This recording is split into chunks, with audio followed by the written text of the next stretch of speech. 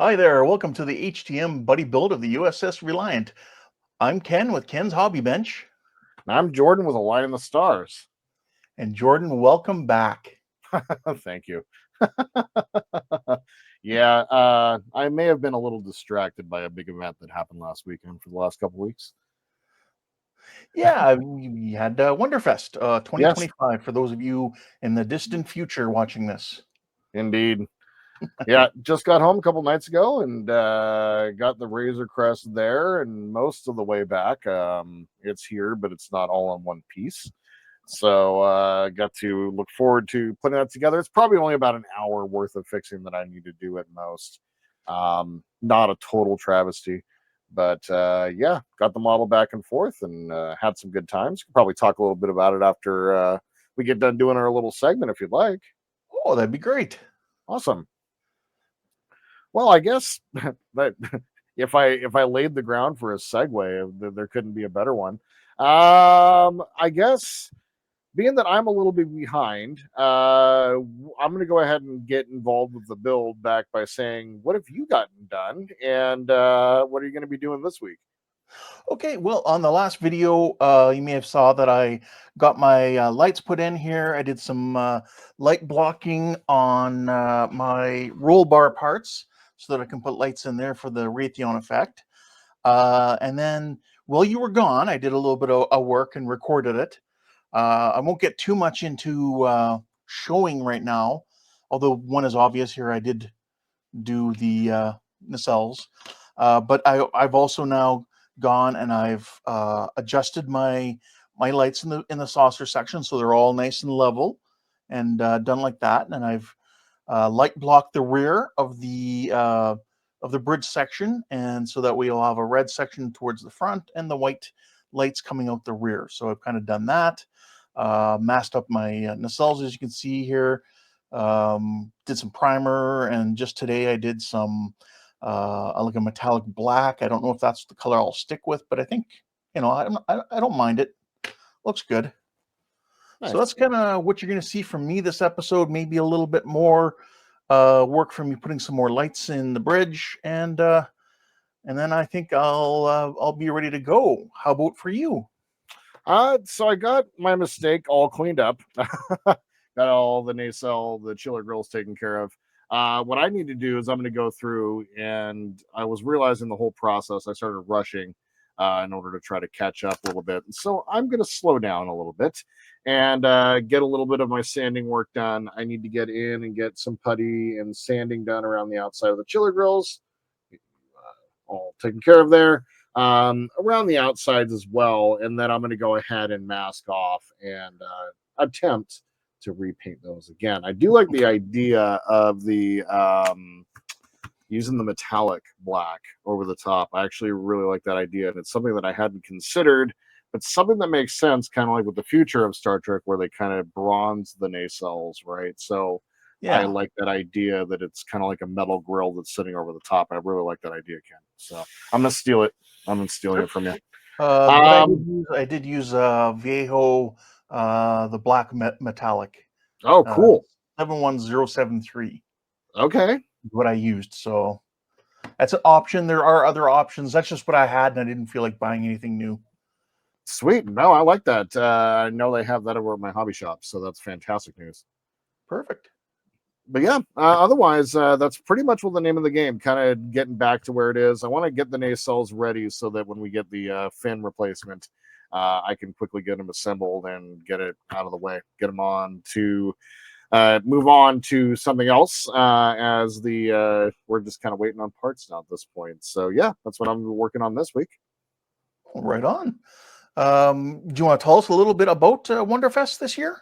Yeah, well, I'll start by saying that I really wanted to say hi to Will and meet Cass, but two things. One, apparently Will is a pretty popular YouTuber, and every single time that I personally saw him, he was completely surrounded by people. So I'm not going to totally like bombard somebody with my presence. I did mean to actually see him, but it was one of those things where I only saw him twice while we're in the model room, and it's really crowded in there and really sweaty. It was a hot, humid weekend. And so it was just kind of one of those things where I didn't want to really pester him, but was hoping to meet. So hopefully next year I'll be able to do that. And then two, I have no idea what Cass looks like. So I was kind of like relying on meeting Will and being like, hey, is Cass here? And where is Cass? So yeah, I'll start out by saying that. I definitely wanted to meet the two of them. But overall, uh, you can look at the Wonderfest weekend as kind of like a tale in two parts, right? Like the Wonderfest, the models themselves are like the model room was fantastic this year. There were some amazing starships that were built. There was just some of the work that was done was just incredible. Um, I just like Andrew's Enterprise, being able to see that in person and just like be able to look around it and crawl all over it basically and just be next to that thing for as long as I was amazing.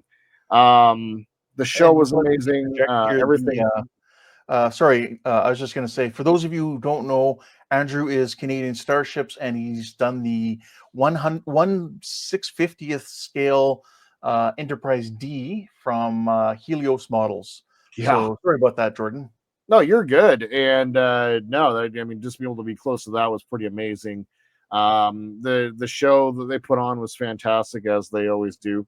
Um, but the other part of it was, it's when like the only time of the year where we can probably get together the most members of HTM in one group.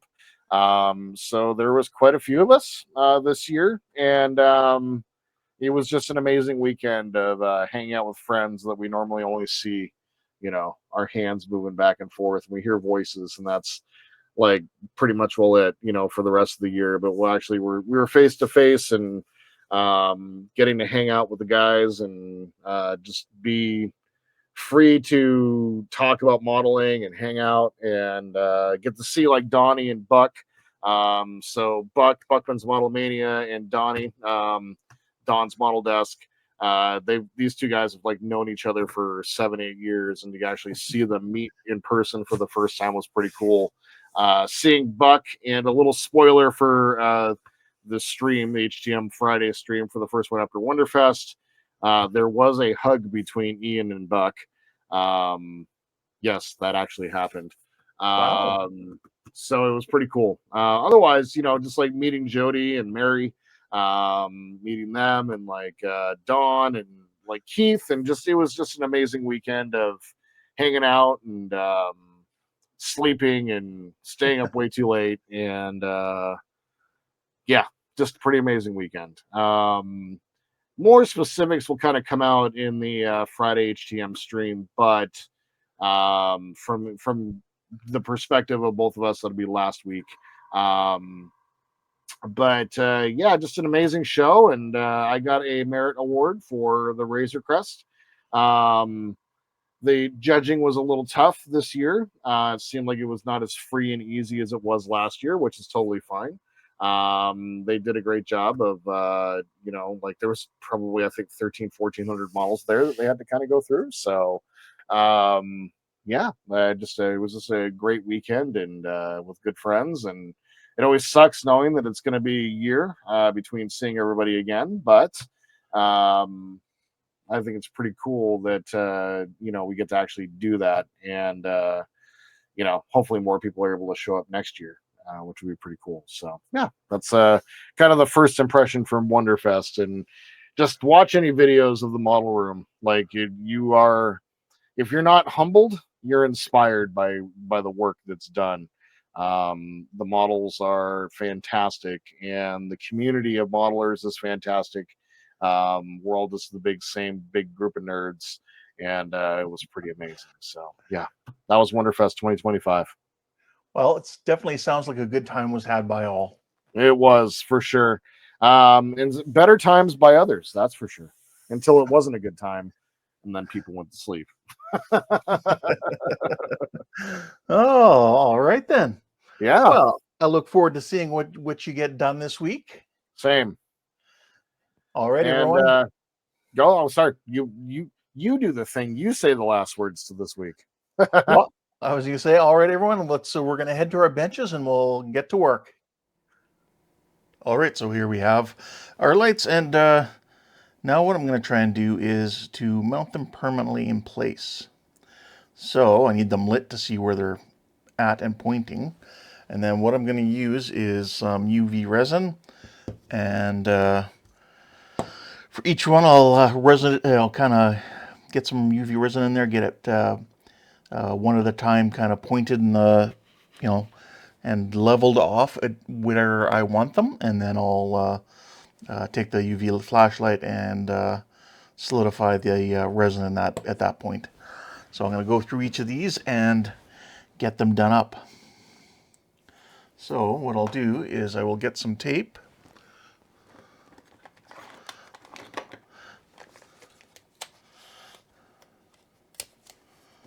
And I'll put some resin on that tape. And I'll get some toothpicks.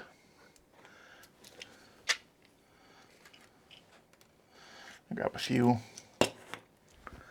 And we'll do these one at a time, just for simplicity's sake, and the fact that this is all kind of a big tangled mess here. I have them all lit at the same time.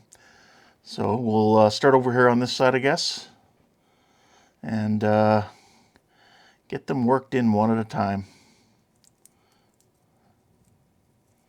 So let's pull these all out.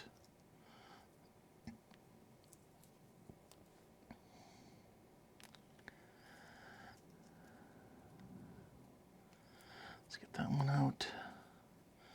There we go. So let's get that one like that. Okay, perfect. So it doesn't really matter which one's which for any of them, actually, because they're all coming on at the same time. Let's see, use some UV resin out. I had warmed it up again, sticking in my armpit. And I'll throw some UV resin in there.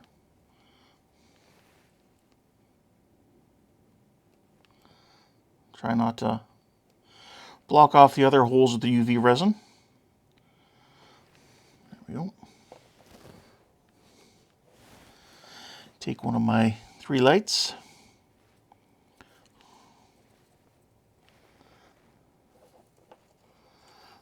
And see how I have it pointed.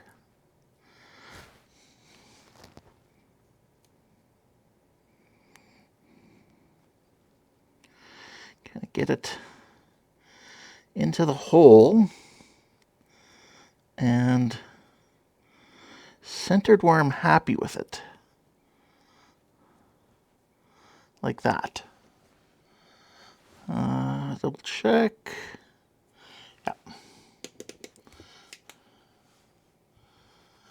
And we will UV cure it into place. Just checking. Yeah, it's still in a good spot.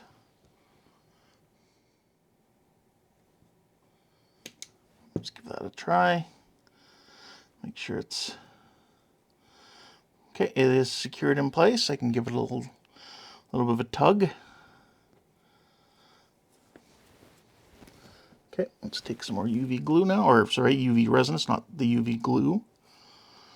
I think I saw recently an advertisement for something as UV glue.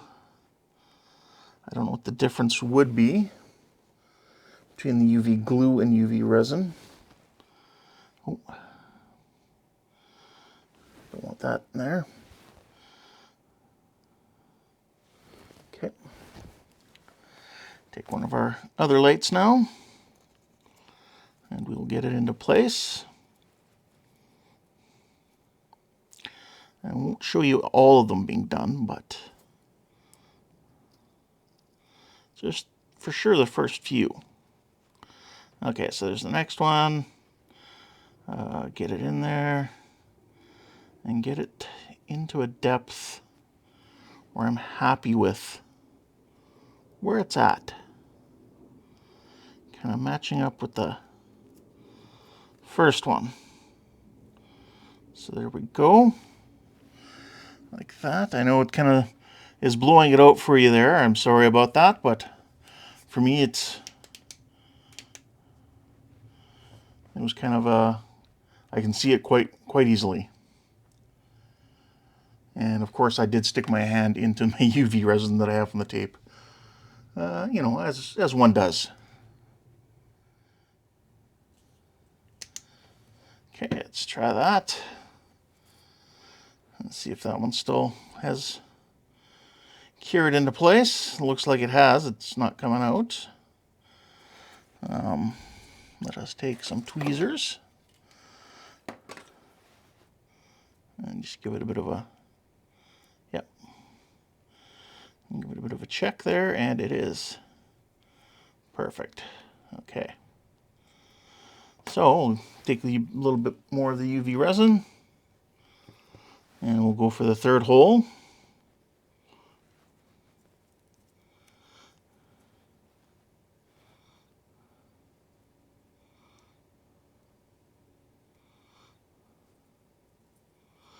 If I had to, I could always, if I accidentally had gotten some resin into the hole that I didn't want done, I could go back and drill it out. So it wouldn't be too much of an issue. Now I'm trying to get this so it is facing kind of a frontal facing.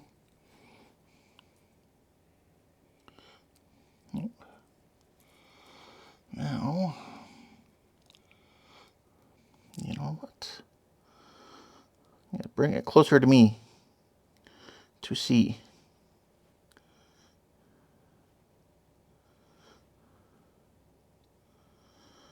You know what? I think I may have accidentally gotten some UV resin in there on the previous one. So what I'll have to do is I'll have to go back in and drill that out just a little bit. So still have my drill bit in here. Turn that on.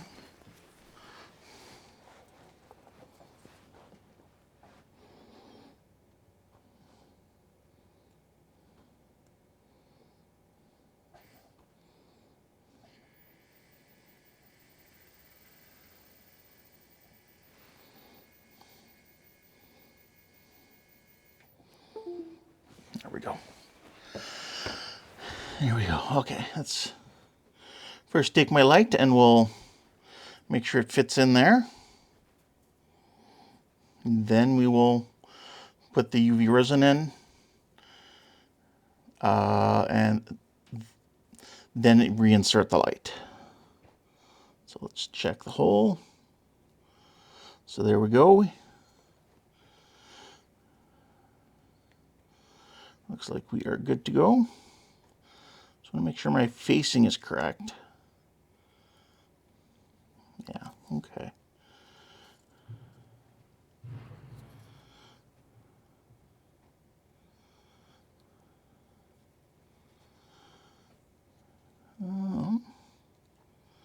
Just want to get a good facing on this before I start messing around with the resin.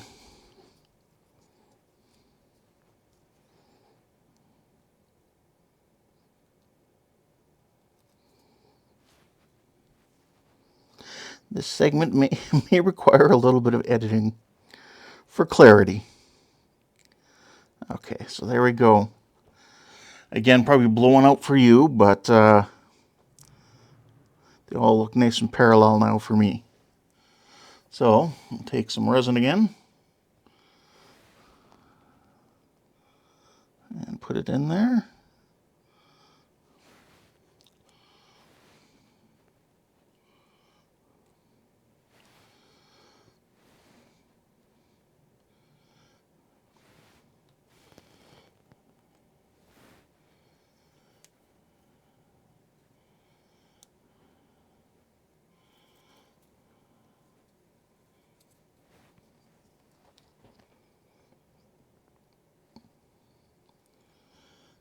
There we go. That looks good. Oh, no, pulled it out. Let's try that again.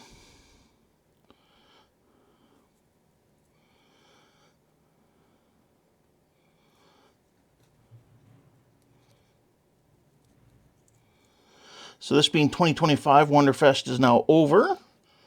And unfortunately, no news from round 2 on a 350 version of this ship. As much as we were hoping. Okay, let's see. There we go, that's good. Making sure, yep. And we'll just give it a short little bit of time here.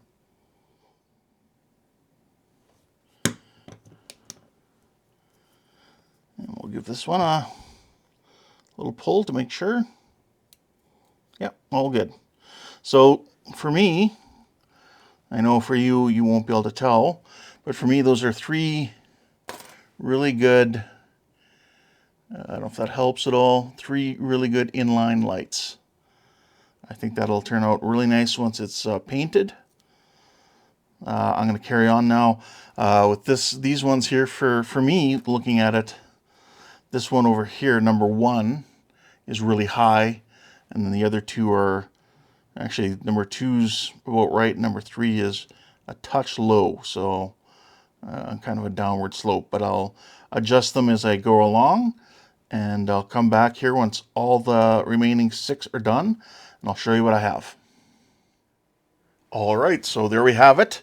I've got all my lights kind of leveled off now. So when you're looking at them, they should be in kind of a nice straight line.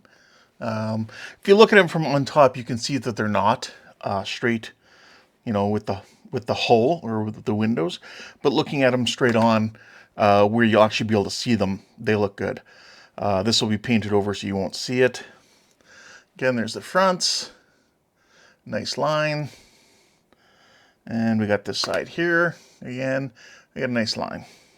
Looks like one of my wires is coming a little bit loose. But there we go. So that's that.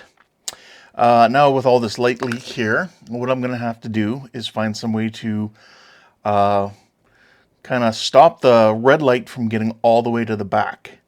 Now I won't be able to do it 100%, but my thought is carving a groove in here as deep as I dare go, and then taking some photo etch. I have the ParaGrafix photo etch here. Maybe I'll take from the shuttle bay door, which I'm not using because we have the resin replacement part, so I could cut out some of this and slide it in there to block as much light as I can from getting to the rear. And then hopefully that'll do it. And then I'm going to be putting in a couple small 0402 white lights back here for these lights. And then we'll also have our light in here for the flasher. I will drill a larger hole going up to this point, but without trying to break the surface. If I do, not a huge deal, because I can fill it in with UV resin, and then when I paint over it, shouldn't really be noticeable. So that's what I'm going to get to work on now. So I'll get things set up, and I'll be back in just a little bit. Okay, so here I have my rotary tool here, and I still have this large drill bit that I used to put in the red lights, and I'm going to use it now to kind of follow up through this hole I drilled for the flashing light. So there we go. Oh.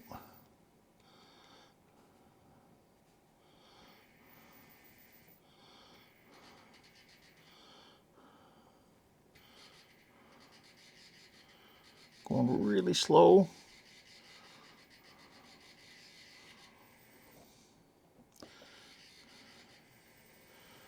There we go. Let's see how that's looking.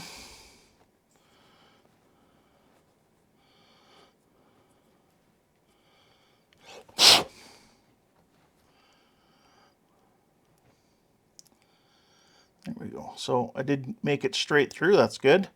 You can see my toothpick just barely starting to push the excess material that was drilled. So that's good. And there's the tip of the toothpick now. So I think we're good there. We didn't really break the surface. I can do the same now here and here, so I can get a couple lights in behind there. I'm not sure if I want to go directly behind or just offset a little bit so it is lit, but it's not like a spotlight effect.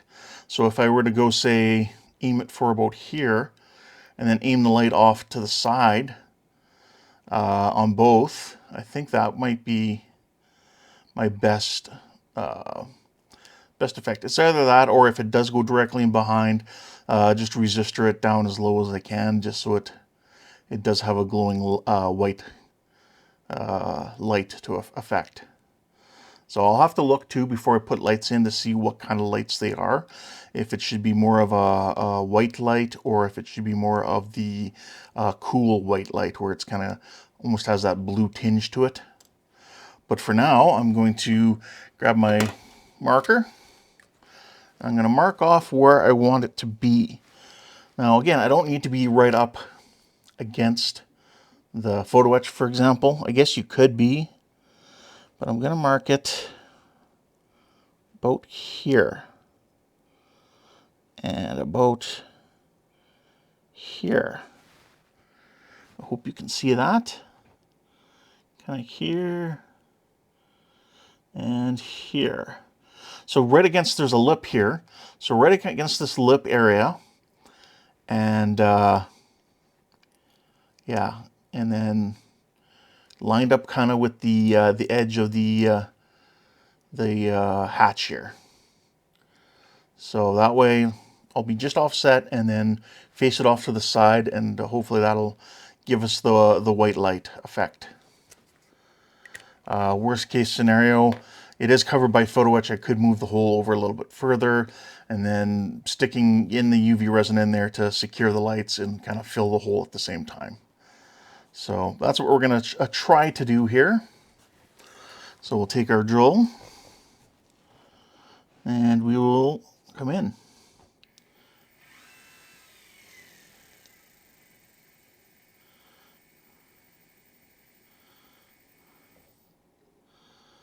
Let's see how far we went. That should be good.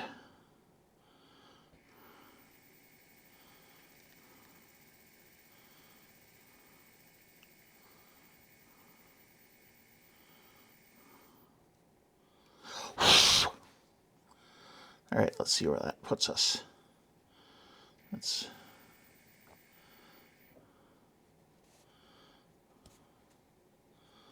Oh yeah, those would both be deep enough. It should be.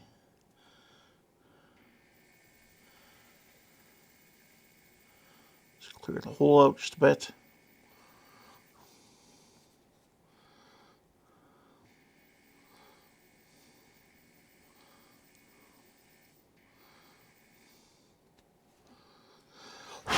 All right. Hopefully that should do it. What I can do now is get set up with a white UV light here and test it and see how it looks. So I'll get a white light here and I'll be right back. All right, so looking at my references, which for me is mostly the intro part of our videos, it looks like it's a white light. So that's what I'm going to be using. I have some 0402 white lights here. Yeah, that's what I'm using. I'm one plugged in right here. And I'm going to try and see what it looks like when I insert it in that hole. So let's get kind of pointed the right direction.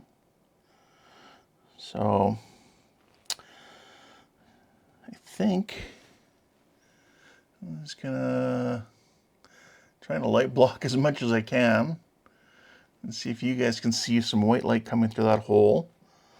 Yeah, you can. But part of me wants to move it over a little bit more. If I'm looking at it from more of an angle, you can really see the light. And maybe that's what I should be going for. So what I can do is I can come back in here with my rotary tool and adjust where my light is coming in. So let's go right here on line.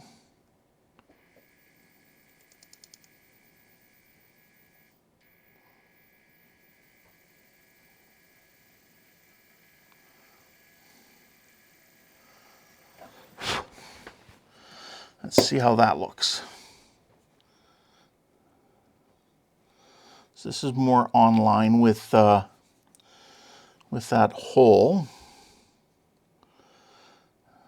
And that is more of it shining directly outside. So, and you know what? I think that's what I'm going to go with. I think I had a decent idea of coming through, not making it too bright. But thinking now, even though I don't know as much about lighting as I'd like, I believe I can still throw an extra resistor on here to dim it down a little bit. So if that's the case, it shouldn't be an issue. So that's what I'm going to do. I'm going to move the other one over as well, the other hole over, and see how that looks. So let's do that. Let's see how that looks. I think I made just one big hole. I think I kind of wandered over a little bit to the other hole, but that should be fine. I just got to twist the light so I get it does have a facing, and there we have it. So sorry, it's kind of loses focus there, but that's it coming through that hole. So that's good. I think I'll go with that for sure. And what I can do now is I can see how this is looking for this hole for our strobe light.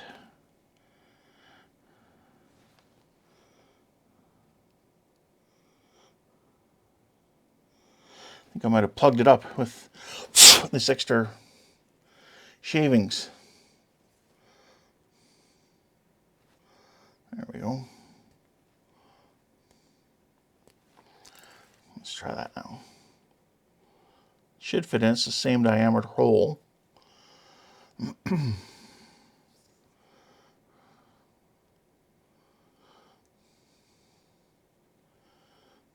So, yeah, there we go. So I can get it pretty close to the surface there. And what I could use also is just a small piece of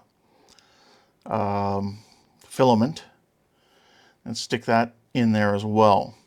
So just put the light in and then put some filament in there, like some fiber optic filament, and that should allow that to work.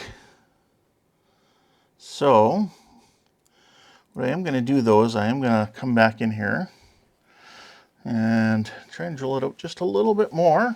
So sorry, the angle probably wasn't good for viewing for you, but to kind of make sure I didn't blow right through. I got right to the surface and I could see the drill bit was pushing through material, which is good. And take my toothpick again, just kind of, there we go.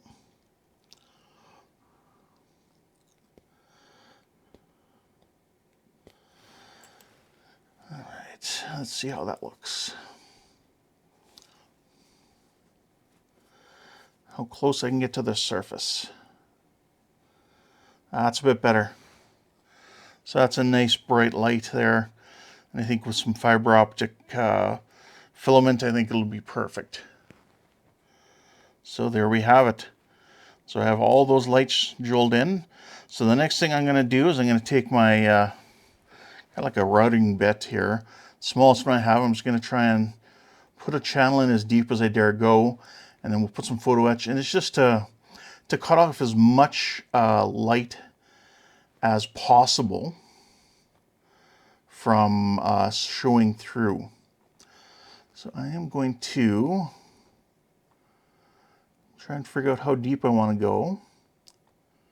Probably about there, and I'll put some tape on my bit so I don't go down too deep. Let's find some narrower tape.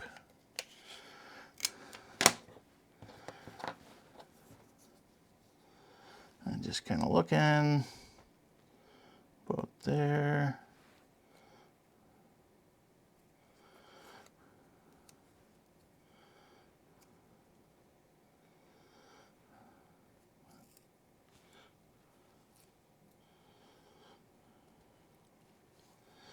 And we'll see. Yeah, that should be plenty good.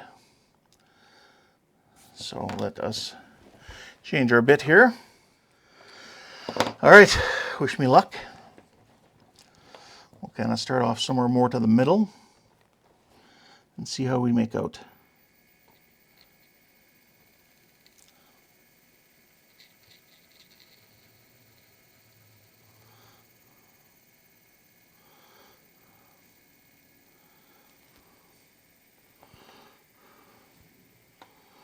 The good thing is I can see through the side kind of how deep it's going. Avoid it. What I should do is take a straight edge like my photo etch and engrave or scribe a little bit of a line in here. So even if I wanted to, you know, I shouldn't, if I wanted to kind of wander a little bit, this should hopefully prevent that. Kind of give a bit of a groove for that bit to travel in, I hope.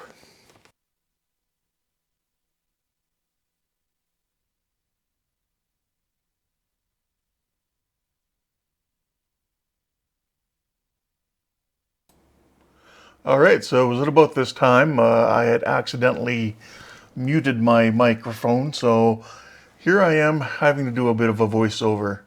So as you can see here, I'm doing with my router, I'm just putting in a nice deep, a little bit of a cut in here just to see how it fits. And okay, so here now I have my photo etch, and I'm talking about how I had to sand off the sides there that are used for aligning the photo etch into the back of the ship. So it's not really needed. So what I did here, as you can see on that side, I sanded it down. Then I put the piece of photo etch in there, and then I scribed with just my just my hobby knife there, or scalpel in this case. I just scribed a line along the photo etch there just to take and give me an idea where I needed to cut. And then here I'm showing that I'll take the other side, I'll do the same thing, as I'll use that same angle to kind of give me the rounded part that I'm hoping I need.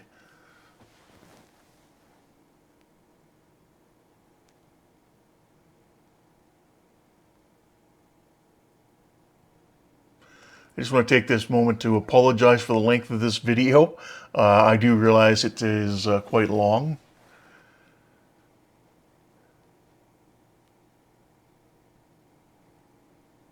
So here we are now. I have the light in place, and you can see with that gouge cut out here, I'm kind of mentioning, even just that air gap, it does create a little bit of a separation and with the brightness, although the outer skin of the resin actually still transmits light. So here I am putting the photo etch pieces I've cut in place, and it does seem to be working.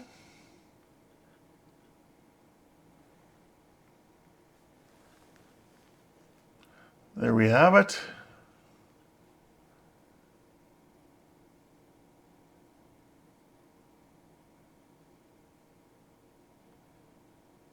So I'm kind of noticing the back there isn't lit up as bright now with the red, which is nice to see. So I'm probably babbling about that for a bit. Coming in here with some extra thin CA glue and just securing that in place. Just be careful. I did end up with a little bit of overspill of the CA glue to the outside. And it did clean up though in the end with a little bit of the Bob Smith Industries Uncure. Just be careful not to use too much of it. I used it on a cotton swab. There we are with the kicker. And now you can see I'm admiring my work. I do have a little bit of photo-etched sticking out the bottom, so I'm going to clean that off.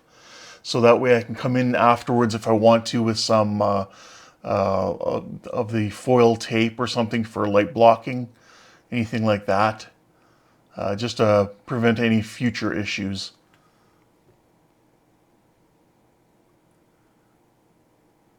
There I am finishing up. There, that's the blow there of me blowing the dust away, in case you missed it.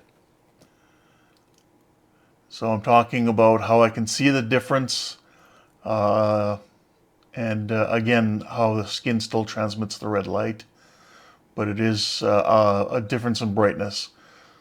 It's more apparent in person than it is on camera.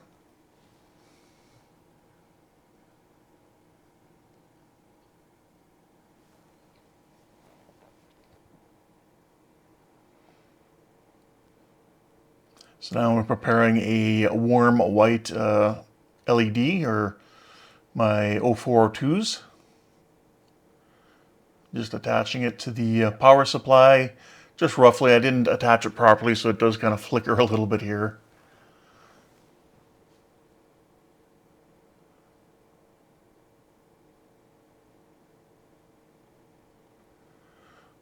But there is actually nothing wrong with this light whatsoever. But when it is placed in there, you can actually see a huge difference. You can see how the front remains red and the back becomes white. So it does work out really well. And there's me just putting it right in the perfect spot where you can't see it, right at the bottom of the screen, where I seem to be doing a lot of my placement of what I'm showing.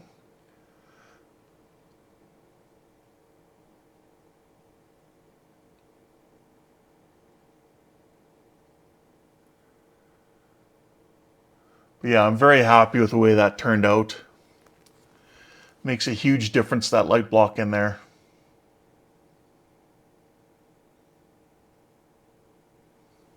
I think I was talking about the super glue there on the outside.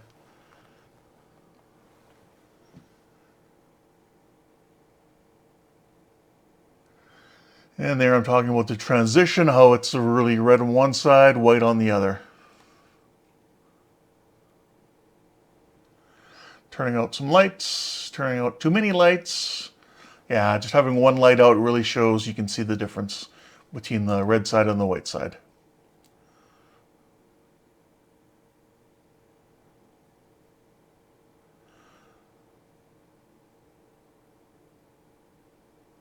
All right, so I had a little bit of a technical difficulty. I'm going to have to try and do a voiceover. The last two little bits of segment I did on the bridge here, I had accidentally muted my mic. So what I'd been saying should be done as a voiceover. In case I have problems and issues doing a voiceover, I was talking about putting my pieces of photo etch that I took off my my sprue here for the back of the or for the on the back of the ship here, the shuttle bay doors, and I had cut it down, and it did work as a light block once you had all the reds in the front glowing and you put a white light back here. It really did separate the lights really well. So hopefully you won't need to see this a lot come that time. But yeah, so that's what happened there. But moving along now onto the nacelles, what I'm going to do here is clean these up a bit, and then also I want to sand in here a bit and sand the surface a bit too, so that when I go to paint here, the paint will adhere a little bit better. So what I have here are some plastic sanding needles by Alpha Abrasives. I'm sure other companies make them. It comes in 150, 240, and 320 grit. So the 150 grit is, I believe, the gray. It seems to be the most coarse. 240 is the blue, kind of a medium, and then a 320 would be the whites, which seem to be the smoothest. So what I'm going to do, oh, by the way, I got these from, I didn't order it online here. I did get it for $9.89 Canadian from Maple Leaf Airbrush out of Alberta, Canada. I believe it's Edmonton. So what I'm going to do here is it's got a nice fine tip on it. It does have this other side here. So what I can do is kind of get into these finer areas. A, it's going to help clean up anything that's in there, and B, it's going to get, kind of sand it a bit so that paint will stick a little bit better. You can kind of see how it's cleaning out what was already in there for residue from, be it other products being maybe possibly putty, or even just other dust from sanding.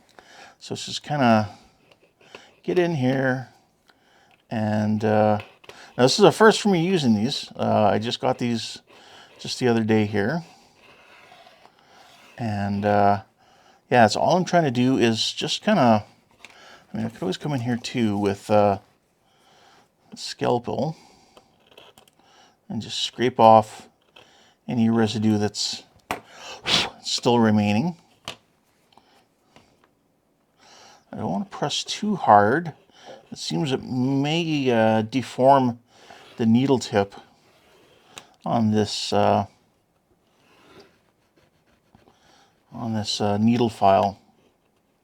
So yeah, that's all I want to do, so that more so the sides, because on the very bottom is where I'm going to have tape. I know Jordan was looking at, I think he tried glue the first time, wasn't too successful. He's gone back now. He did get himself a tape cutting template. I have the Infinity ones here, so I can cut tape, and I think it's about a 0.7 millimeter to go inside these grooves. If not, I'll try a 0.6, find what fits in there the best, and I should be able to lay the tape in there and then spray it. And I know Jordan had his paint peel off when he started taking the glue out of the low spots. So my hope is with this coming through here and roughing up the edges and sides or whatever, it will just give it the paint a little bit extra to stick onto. I think when I go to remove my tape as well,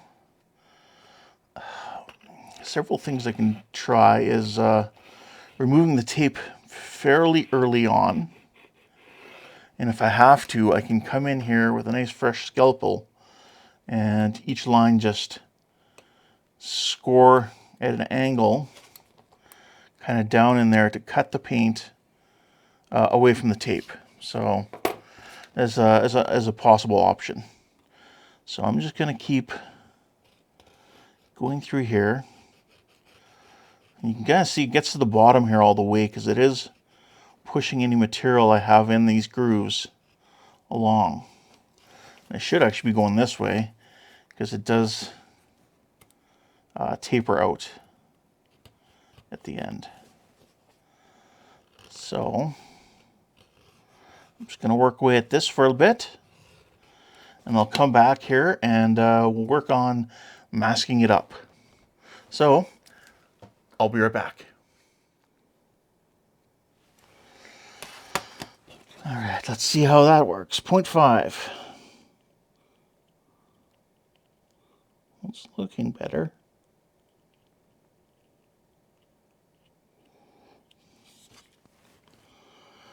But getting it in there is still not easy to do.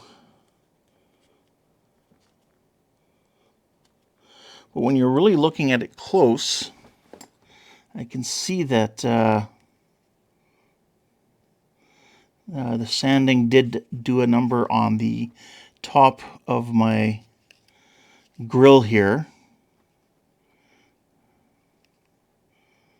And it should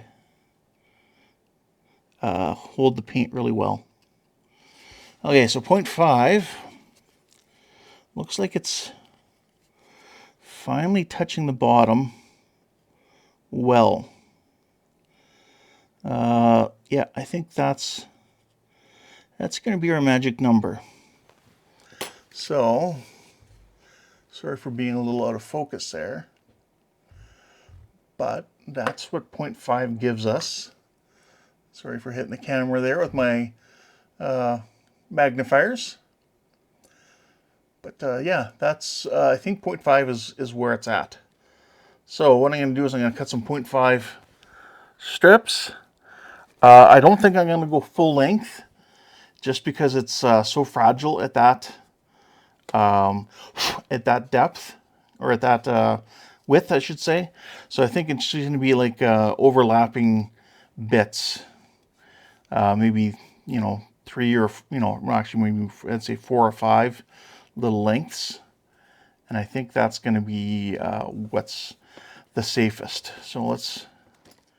All right, so I've got most of this done. I'm just doing my last little one here. I actually found, instead of doing little pieces, doing long strips does work. It just takes a bit of effort, but I think it is quicker than doing small little runs. Okay, so small little runs wasn't nice and neat, but this can be neat too if you just work at it. And I've kind of found a technique, and we'll see if I can do it on camera. So just kind of lay it out there along the way I want it. And then I just take a toothpick and I just come along and I just start. I may have to shift this over just a little bit. There we go. And we just start putting it in, and I'm not putting much pressure on the toothpick. I'm just barely running it down there. If you go crooked, then you're gonna have to pull it up, and then just to the point where you started going crooked, and then again you just start burnishing it down, but not hard. Oh, we'll start going crooked again. You can sometimes straighten it out if it kind of goes up to one side. If you just scrape along that side there, it'll force it back down into there. So just like that. Let's pick this back up and put it over there, kind of straight as I can, like that. And there we go. Again, I'm not pushing down hard, just very lightly. Okay, so this one's starting to go up on the side here, so I'll try and show you on camera. If the camera goes back into focus, there we go. And see if I can come along this side here. There we go. Forced it back to the center. Sorry about that, a little out of focus, I just realized. And like that, and then it'll just come along the side there. And then come back, and I can, I'm not adding extra pressure. I'm just going over it a couple extra times. So again, it's starting to go to the one side. So I'll come along the side there, and then there we go.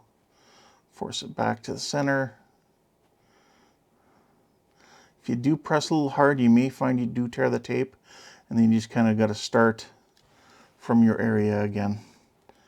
So there we go. It's not easily going over that time, so I will just pull back, and there we go. And just like that. Of course, I've done all of these now, so I've gotten faster at it than I did at first. And it took me a couple of these to kind of come up with this technique. So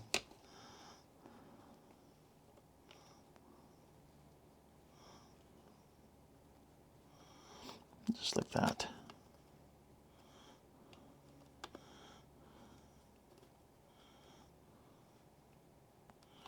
All right, so let's pull this back, get my straight line again,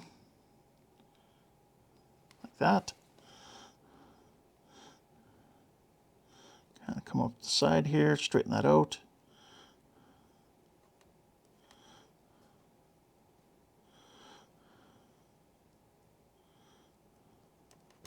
See, it's wanting to hit the side again. So let's pull it back up again and straighten it out. There we go.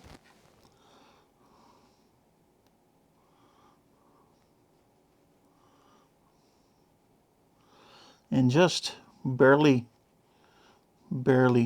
having any pressure when I burnish it. And that seems to be doing it fairly well.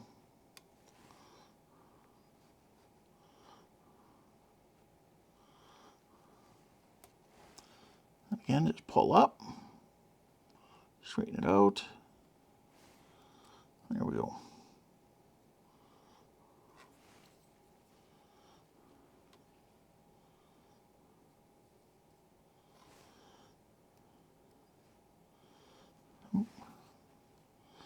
Sometimes you get a kink in the tape because you've done it so many times too that it doesn't want to, there we go, doesn't want to go nicely. And then sometimes too you get a bit of a wave going in front of it, so you gotta get rid of that wave, so you just gotta pull up and then put it back down again. I'm not putting down hard, and then I just put my thumb over it, and then really it's still bridged in this gap. So there we go, started folding over again, and we'll try to force it back with the toothpick. And if we need to, just some patience. I do find it's, like I said, I've gotten a lot faster now that I've done this a few times. And I'm able to kind of do this, you know, a lot better, and with you know, with quicker results.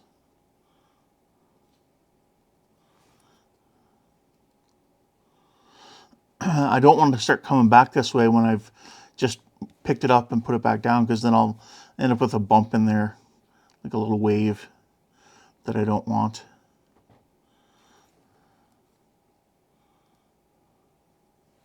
So don't start pulling, because there's nothing holding this part back. My thumb's just preventing it from, you know, when I start burnishing, it just prevents it from curling up again. So just, like I said, just some patience.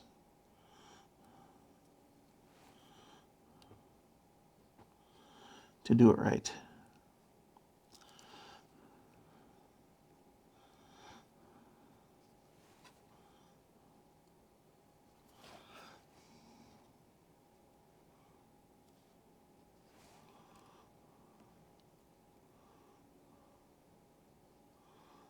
There we go. Going a lot better.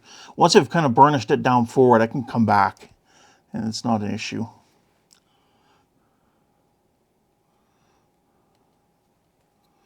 But once you start burnishing in one direction is your main direction, just keep going that way.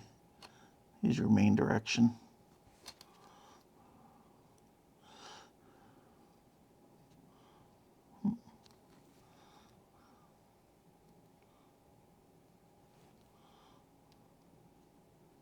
There we go. Sorry there. a little quiet as I concentrate. And I guess that's kind of normal. Could be, I could end up sticking my tongue out while I'm concentrating hard.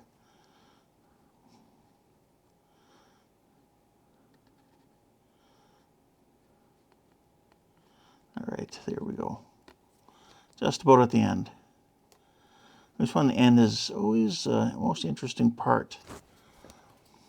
So I'll put it back down here and just kind of work it. There we go. Yeah, baby. A little Austin Powers reference. All right. I think that's good. Come back. And then we're just going to trim it off. Just take my scalpel and just right against the edge here, like that. There we go, that's that end. Whoop. Wasn't 100% cut out. So we'll come back in again and reburnish it. There we go. And we'll come back to this end. We'll make sure this end's really well done. Put it in really good. And we'll cut it off. Remember, it is coming at a bit of an angle as it goes.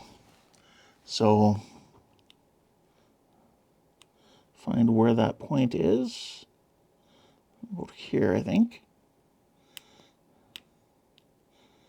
There we go. And just like that. So hopefully you learned something that took me quite a few attempts. Yeah, I'd say the second one here, I got better definitely as I went on. So this one here, I'll have to come back through again and reburnish it. Once it's all done really good, what I'll do is I'm going to give it just a light clear coat just to kind of make sure it's sealed. I don't want any paint going underneath the tape. And then I'm going to give it a nice gentle coat of like a black primer, and then I'll come in with more of a metallic-y kind of black color. I'll see what I have, and that'll be the final coat. And then I should be able to just peel these out of here before all the paint solidifies really well, because you know, I want to avoid too much paint peeling. And the masking set should have a complete mask that goes over this. How well it will fit, I don't know, because it was designed for the standard model, not for these chiller grills that have been aftermarket added. So we'll, even if we have to, we can just make our own, or put the kit provided one in there and then just put some Tamiya tape just around the edge there to kind of give us our proper size that we need. So I'm going to get to work on this one by burnishing it, and then we'll do a clear coat, and I'll come back and show you what it looks like when it's primed up. So I'll be right back. All right, so I've left this dry actually for longer than I would have liked to before peeling any masks off. So it's been actually a couple days. So just to be safe, what I'm going to do is I'm going to score gently along the edge of each of these. And before I do, I'm actually going to change out my my blade here on my scalpel, just to ensure that I have the sharpest possible blade that I can. So let's get this off of here if I can. There we go.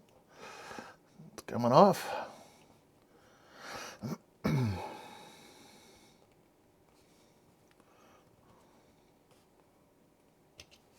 There we go. I'll end up putting that on a container to dispose of it properly, like a sharps container, that sort of thing. You can actually ask for a sharps container from your local pharmacy. I know here in Canada they'll just give you one for free. I don't know if they do in other places. I've also done it with, in the past, old soda cans or pop cans. I know that's usually a somewhat safe place to do it as well. Oh, that's backwards. There we go.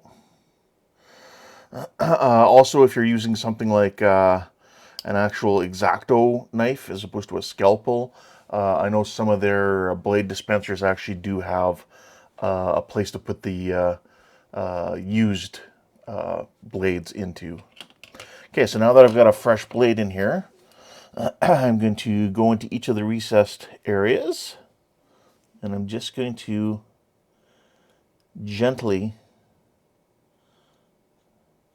score down into the recessed areas. So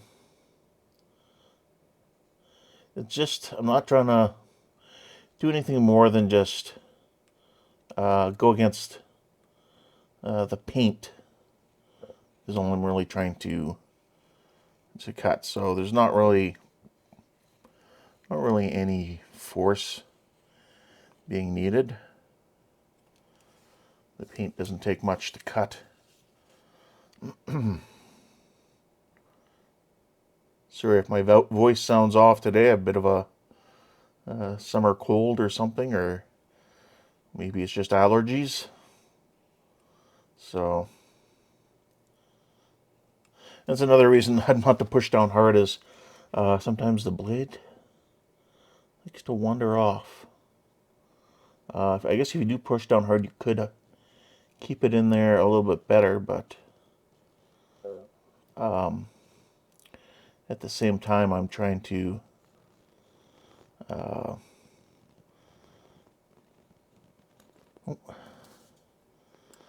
do this without getting too close to me. Trying to keep it on camera for you. So, all right. So let's try this first one. And hopefully this works and I don't have to do the same thing as Jordan ended up having to do with removing everything and starting over again. So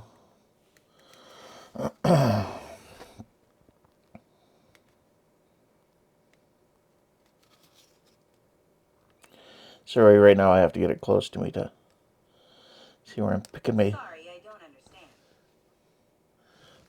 understand. I wasn't talking to Siri, but yeah. Being Canadian, we say sorry a lot. There we go, got a little bit started. I will grab a set of tweezers here and try to peel this out. Hopefully this worked.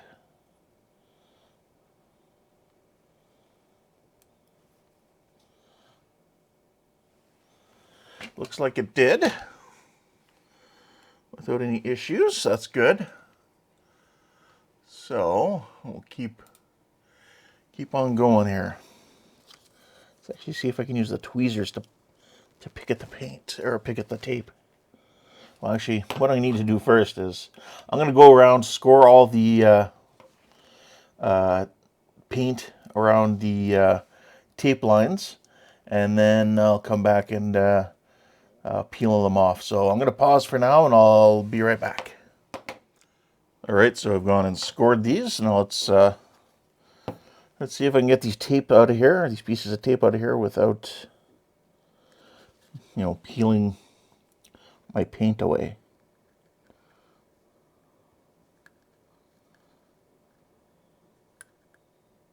So, and again, I just tried to go gently with the scalpel, just not cut the tape, but nope, but to cut the tape, or the paint, not the tape. So, but I may have anyway. So we'll see.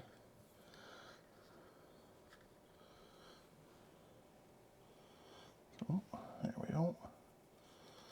I think this is the one I did. Must have done the little short pieces, maybe.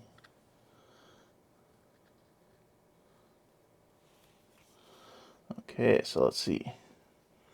I don't know if you can see that. what I may have to do is put some light under there. Let's see here.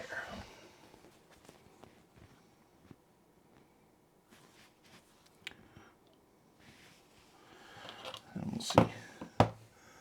That's kind of what we're getting so far. So I'm going to keep at it, and we'll see what I get. All right, so here I have one of my spotlights. Just kind of covered up with a Kleenex box for now. But that's what they look like without with the masks removed. Looking really good, and this allows me to kind of come in here with a toothpick afterwards with the light underneath, just to kind of clear out any little bits of paint debris. I know, kind of looking on the camera, you're not really seeing anyone. I've got a few small ones in here, like very small, that I can just scrape out. Not really an issue. And yeah, so that's what that's giving me. I think it turned out really well. I'm happy with that. I'm just going to put my light back up here. So that's what we have. I think it turned out great. I'm happy with it. An upside too with all this, painting and priming it around here, it shows me my areas that I'm going to need to come in and do a little bit more filling with around these seams, which is great. So now I can see that really well. I'm going to have to come back here. I want to clean this up a little bit, just to make sure it's not going to block any of my Raytheon effect, which kind of comes out to about this point here, roughly. So from here back, I'll clean up. In the end, I will come back and just put a little bit of black primer kind of around these areas, around here, and then around the top, to light block the rest of back here. I mean, it's light blocked on the inside like we did in the previous episode, but that will help ensure that I do get my Raytheon effect coming through. So that's what I've got on that. I think it's looking really good. I'm happy with it. And in the end, what'll happen is this will all get masked off to maintain the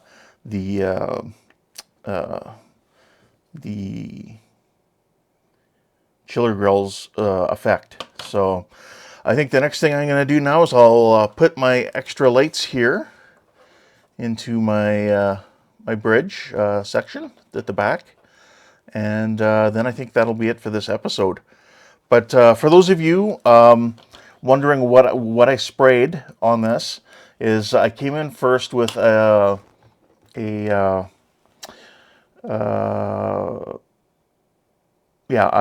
put the masks in. I sprayed it with some flat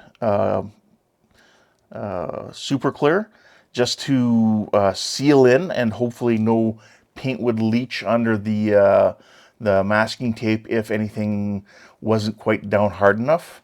Then I came in with 2 coats of my AK Primer Microfiller Black. It's going to help with light blocking. They were kind of a slightly heavier coating.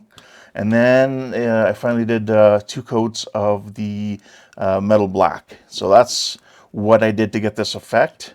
Again, this one looks good.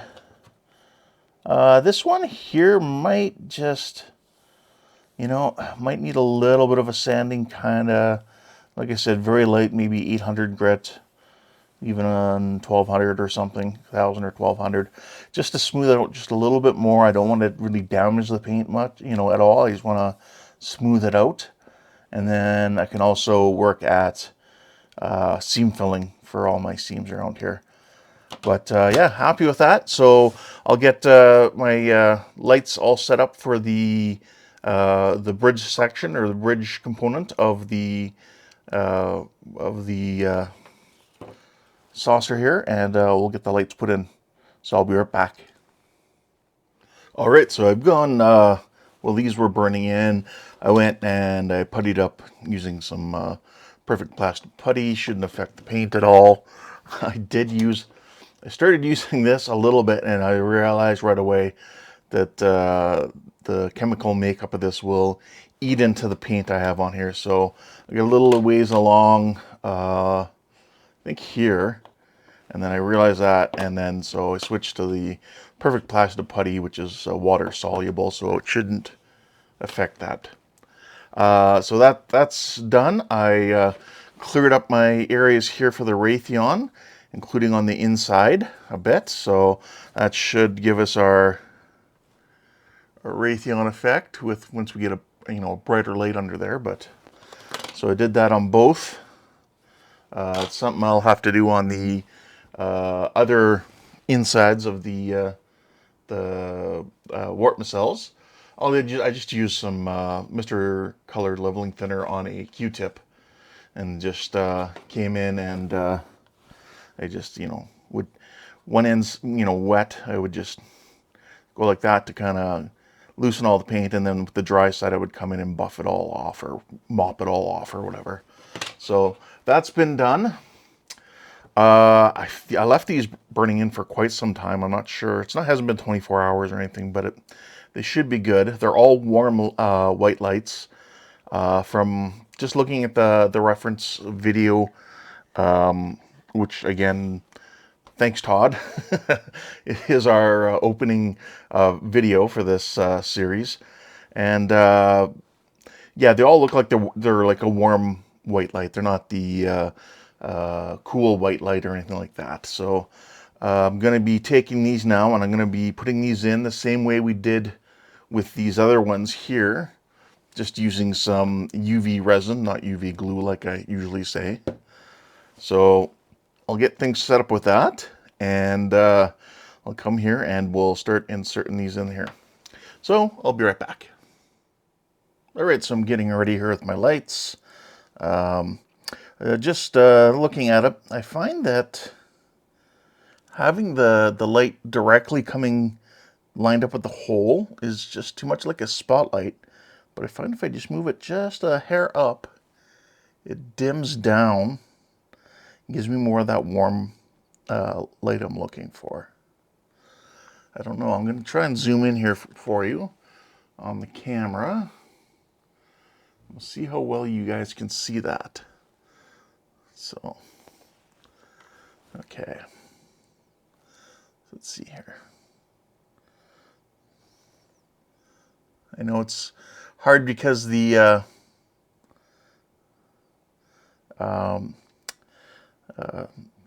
you get that light coming through the whole clear resin itself, but if you just look at the actual hole itself, I find if it's just off a little bit, it's a little nicer. So I'm not too sure if you guys are seeing that well or not.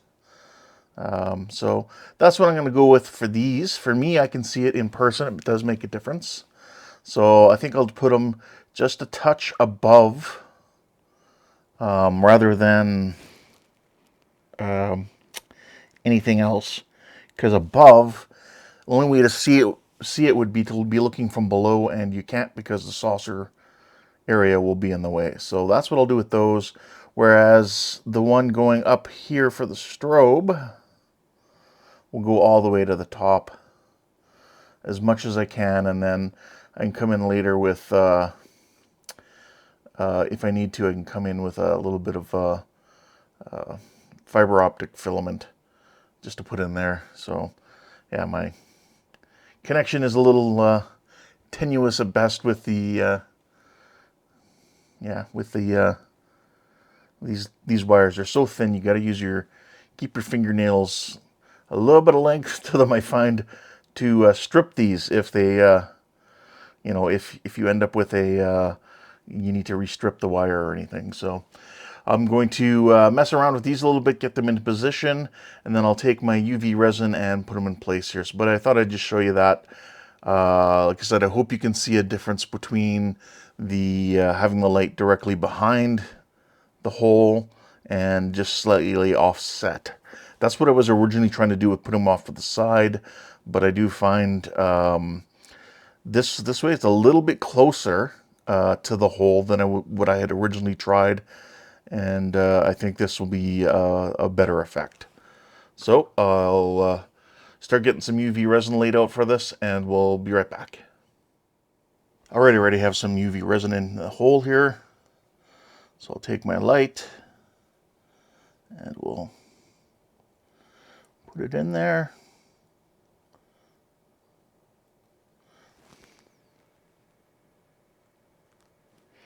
If I can get it in there. Here we go. Oh.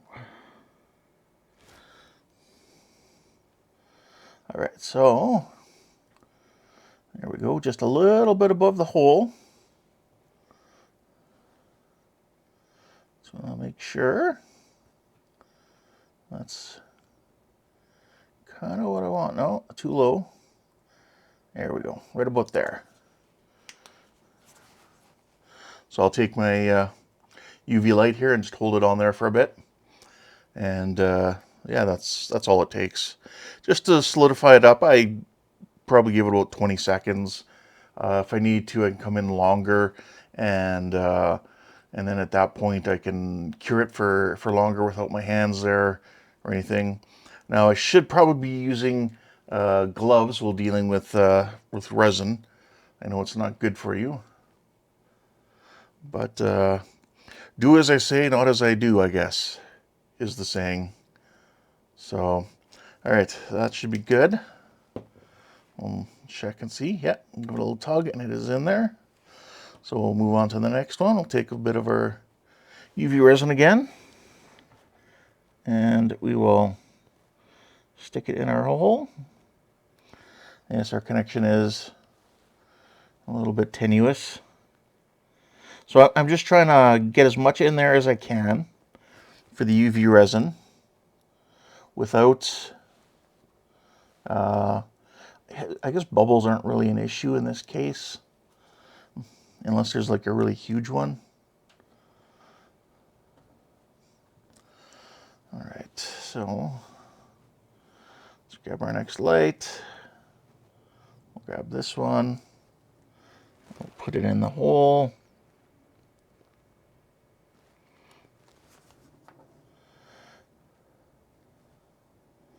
There we go.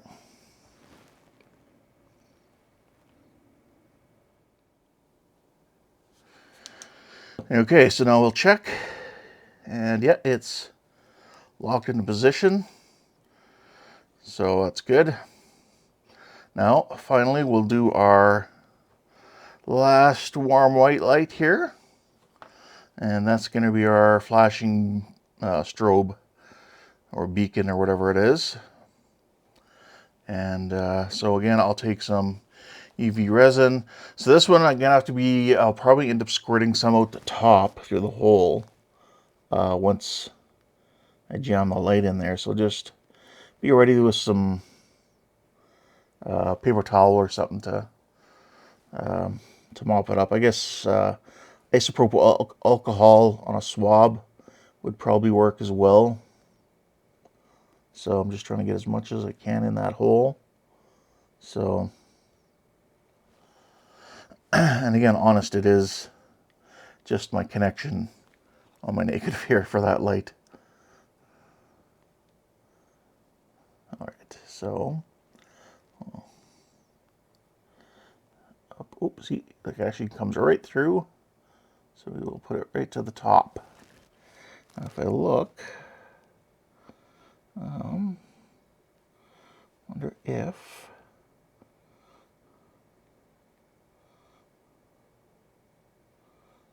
there we go.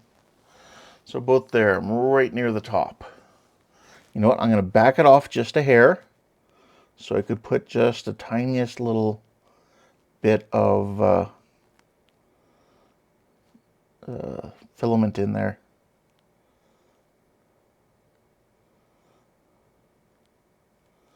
I'm going to try and twist it so it does, because they do have a facing.